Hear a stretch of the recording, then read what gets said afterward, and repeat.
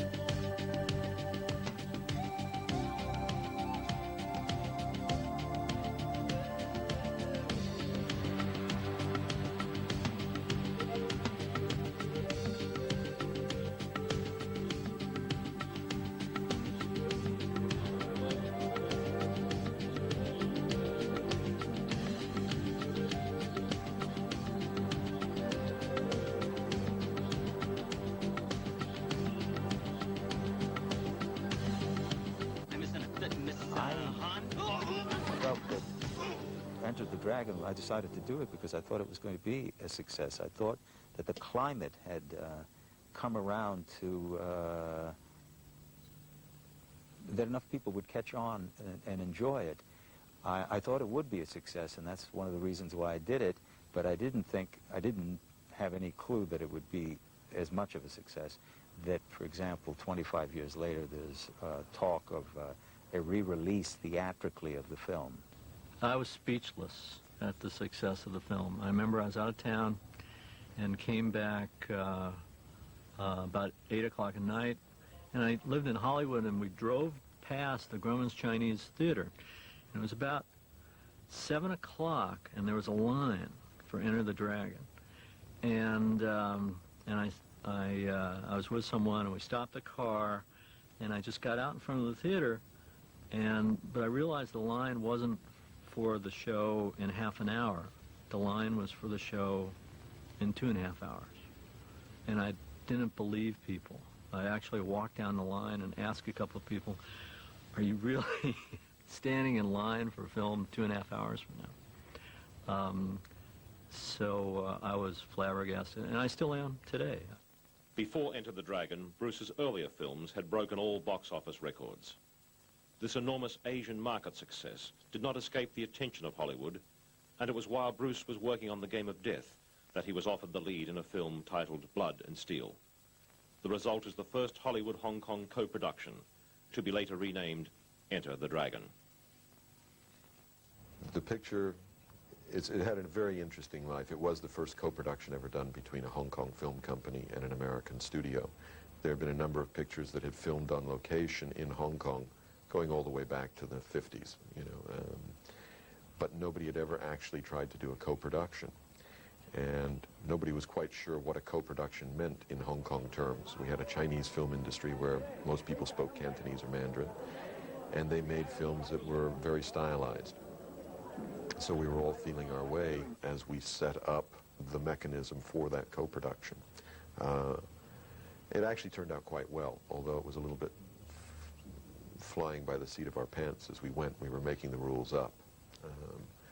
We started on the project in October, preparing. We started shooting in January, and we finished shooting in March.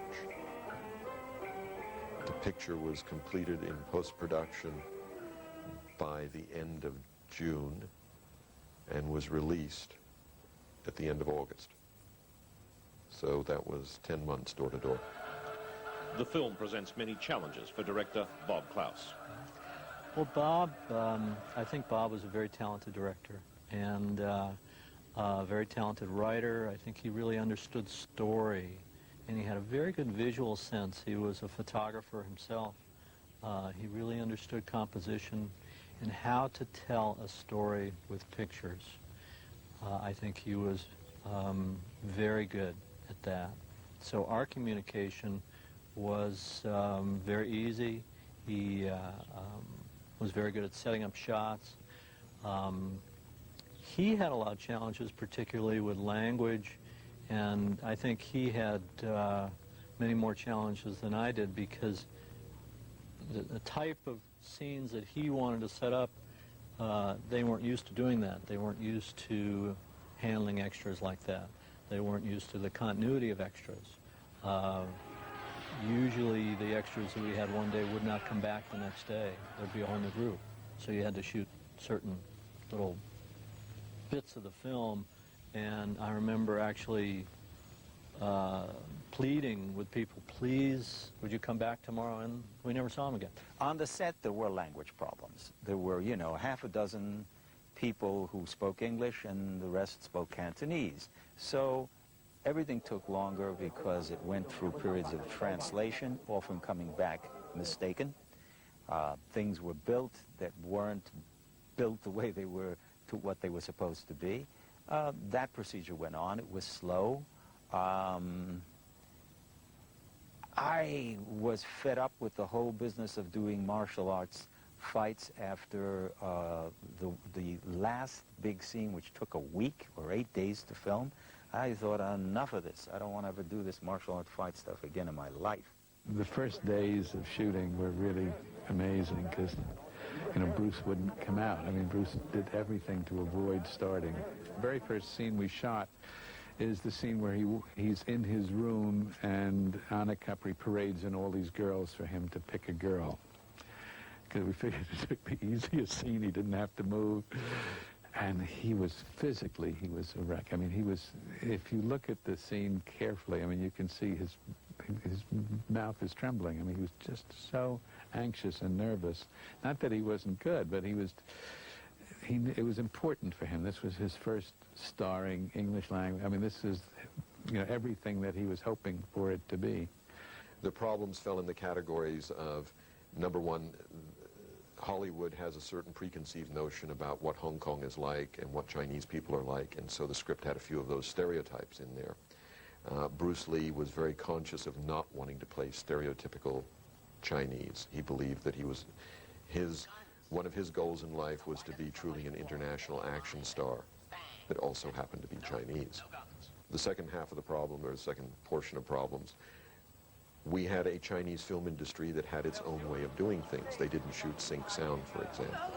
So we had to instill discipline in the Chinese crew to work to the American style of doing things, because the Americans were having a nervous breakdown at the idea of working Hong Kong style. Third set of problems was communications problems. We had very few bilingual people in the Chinese film industry in Hong Kong in those days. And I can assure you there was nobody in the American film industry that was bilingual in Cantonese. But by and large, it was a trouble-free production. with the hindsight of some 30 movies, we had less trouble on that as a co-production than you have on most movies that we shoot in Hollywood where everybody speaks English.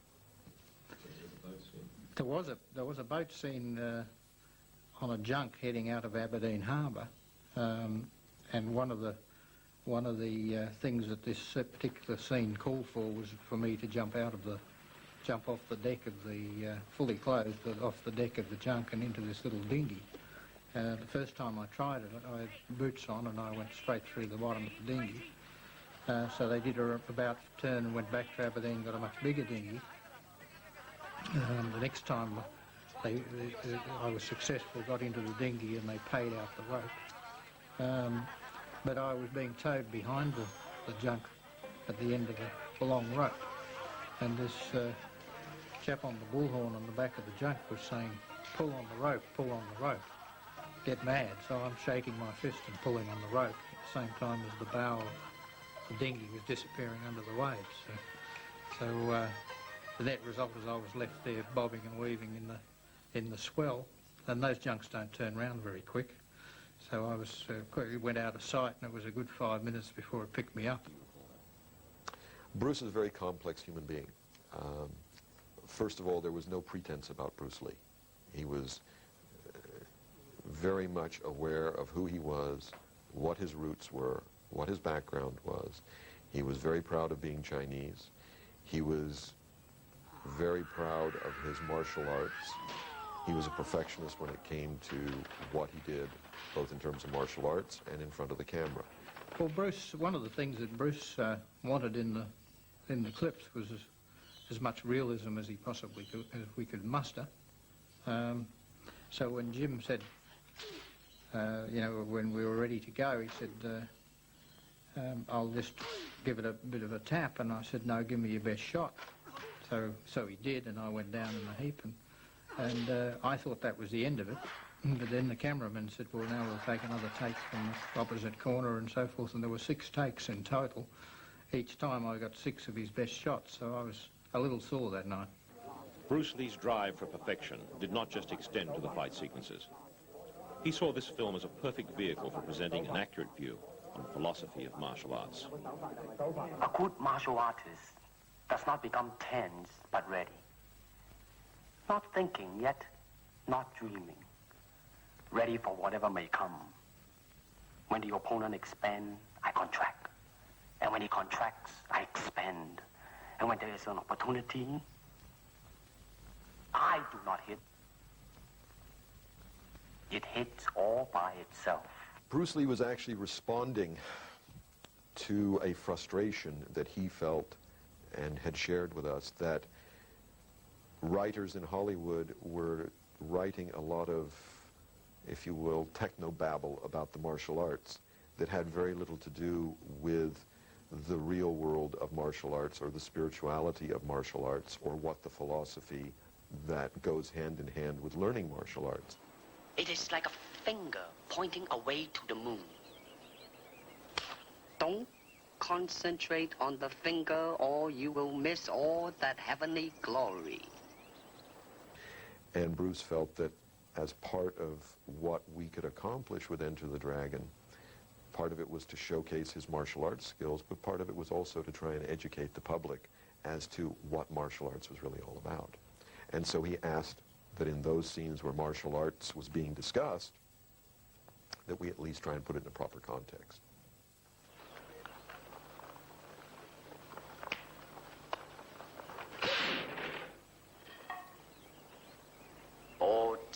Don't hit back. So anyway, there was this kid and said, I'll bet you anything I'm faster than you are. Bruce says, okay, if you're betting me, let me help you out. He draw a circle on the ground. Oh yeah, I remember. Remember, he draw a circle on the ground. Yeah. He says, I'm gonna let you hit me 3 times. Yeah. If you push me out of the ring, I lose. But I'm gonna hit you back 1 time. So the kid did, right? Yeah. Of course, he never pushed Bruce out of the ring. And then Bruce says, okay, my turn. So I tell the kid, he said, I am going to hit you right here. Mm-hmm. He said, Yeah. ready? And the kid says, what do you mean ready? Before he said anything, his teeth stopped falling out of the mouth. He was just so fast. know that when you speak to the younger film directors in Hong Kong today, they all grew up on the Bruce Lee films. Bruce Lee is to them still an idol. When you talk about what would you like to do, the answer is I would like to make a film that could have as great an impact on the next generation as Enter the Dragon had on my generation. And I've been told that by not one Chinese director, by at least 5 or 6. And actors, by the way. You ask Jackie Chan who the biggest star in Jackie Chan's mind is, and he will say without a doubt, Bruce Lee. In the early days of his career, Jackie Chan worked as a stuntman on Enter the Dragon. Here he can be seen on the receiving end of Bruce Lee's considerable skills. One shot, he was doing the two-stick, just fighting. I was the last one. But he missed. He right here, just one stick, and it hit my right here. Then I doing nothing. I just doing the normal things, a reaction, fall down.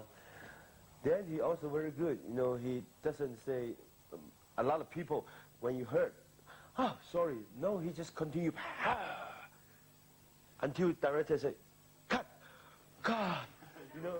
He said that he liked the Chinese lunchbox with a lot of barbecue porks and goose and he said to me he purposely ordered double portion or triple portion because he felt the crew's lunch was not sufficient. And he will share all this meat or extra pork with the rest of the crew. When it came to dealing with the staff and dealing with the crew on the film or dealing with the office staff at Golden Harvest, he couldn't have been nicer. He was a very genuine, very sincere person. Something that he would do with a couple of people on the set that he did with me once was just to show you how fast he was. He would say, catch my hand. I'm going to touch your nose twice. And of course you're ready and your hand's ready and you're going to get him. Of course, I think he said, I'll give you $10 or something. And you have your hand there and all of a sudden it's over. And he would have touched literally almost the hair on your nose, just within a 100th of an inch or something. Bruce was a very, very fit person. Apart from his normal training regime, you know, as one of the things that impressed me enormously were just simple things like he sitting in a jackknife position on the floor with arms folded and feet up in the air. Anyone who tries that for longer than 10 seconds, that's a tough ask. He used to do it for anything up to half an hour or more, just watching TV. Pound for pound, I think I've said it before, that he's probably the strongest man I've ever met. So when he did Enter the Dragon, he has many a time called in for the discussion of the script. So in a certain way, he contributed as much as anybody that was supposed to be involved, because he wants I think it's the first time he showed the equality of East and West, that you can work together as one team, regardless of the color of skin. I think for me it's just a sort of wonderful vulnerability. And as we got towards the end of the film, the excitement, I mean, you know, we knew that we had something, and I knew Bruce was thrilled with it. And when we had it all together and Bruce came over and, you know, he just, the joy of seeing this guy having realized his life's dream. Sometimes I kid him, you know, because he was so ambitious in some ways. I said, gee, Bruce, what would you give to be 6'2" and 195 pounds? He said, if I were 6'2" and 195 pounds, I'd rule the world.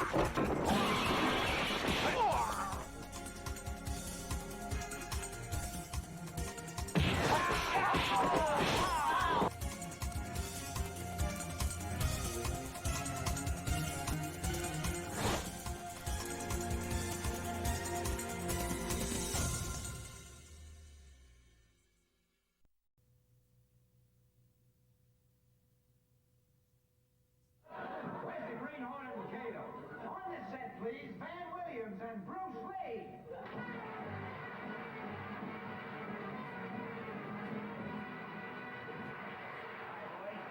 Ready to start shooting? Already. Have you got all the business worked out? Got it down pat. How do you feel? Great. You know what to do with the villain? Yes, I think so. Fine. Put on your mask and we'll start with the first scene. Good. All right, let's get going. Oh, that sounds like the Green Hornet is driving the Batmobile.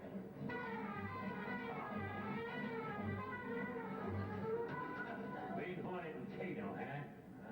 All right, Pink Pussycat. Hand over those secret papers. You can't scare me with that gun. Oh, no? No, you can't. This is my gas gun. Yeah, well, don't shoot at me. I get enough. Yeah. Understand? I don't need a weapon to handle you, Pink Pussycat. You don't? No. Then don't move because this tail is loaded. I'm getting out of here. So don't move.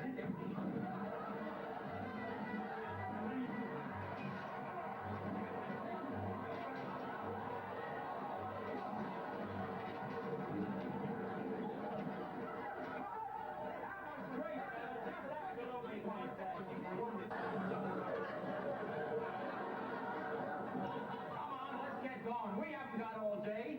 Where's the big pussycat? Big pussycat on the set.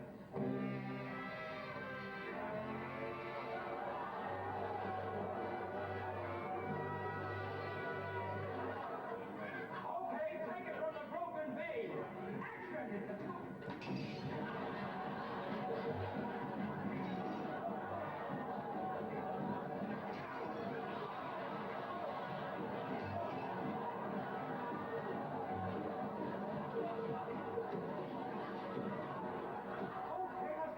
Action!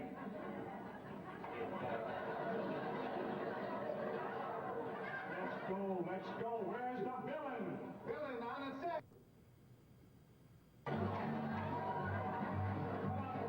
Table wire. Come on, let's go, the big pussycat.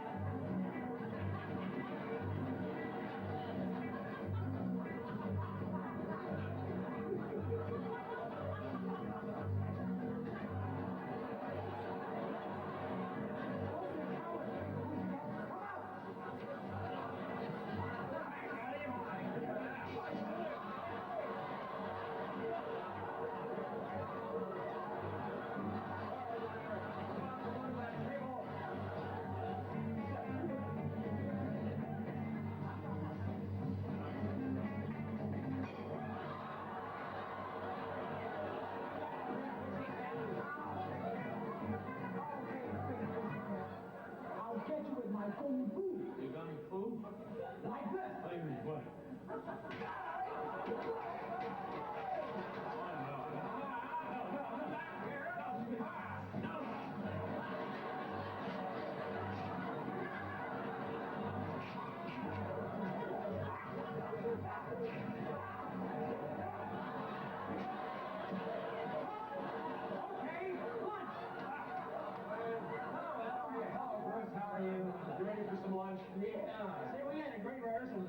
You. Oh, we had a great rehearsal. And right after lunch, we're going to do it for real. For real? Oh, no.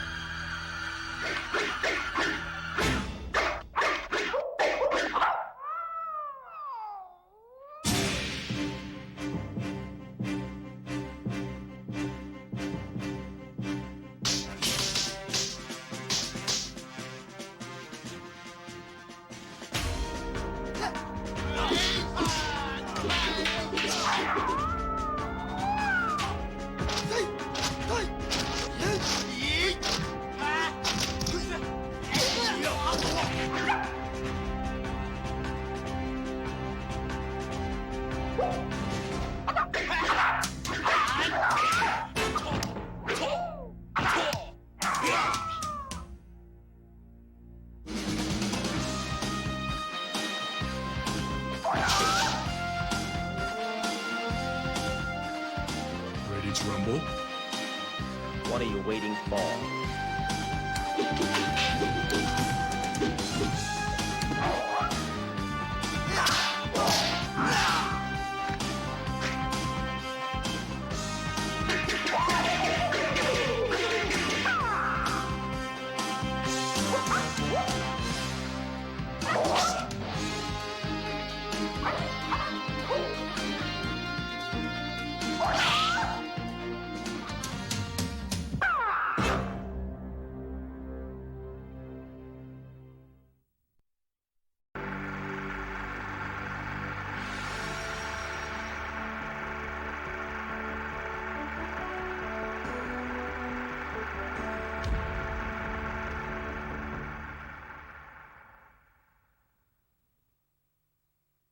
So, what is the movie about? The game of death? 誰も知らない真実が The hero of this movie, the game of death, learns everything in martial arts. He also invented his own style. He has purpose to the 5-level pagoda. この映画で解き明かされるブルース・リー最後の作品ここに完結うなる鉄拳切り裂くヌンチャク世界がこの男の復活を待っていた Combining his body and mind together draws out the spirit of martial arts. その死をもって未完に終わった伝説の作品死亡的遊戯 We found it very, very difficult to hold on to our weapons, particularly the sticks and the nunchucks. 直筆の手記をもとにその意思を完全再現 The hero is not the only person who wants to go to the pagoda. 今誰も見たことのない幻の未公開格闘シーンがよみがえる What are you waiting for? 全世界が待っていた映画史上最大の謎に終止符を打つ待望のブルース・リー主演最新作ついに登場 This movie will represent the best of me. ブルース・リー in G.O.D 死亡的遊戯7月25日ビデオレンタル開始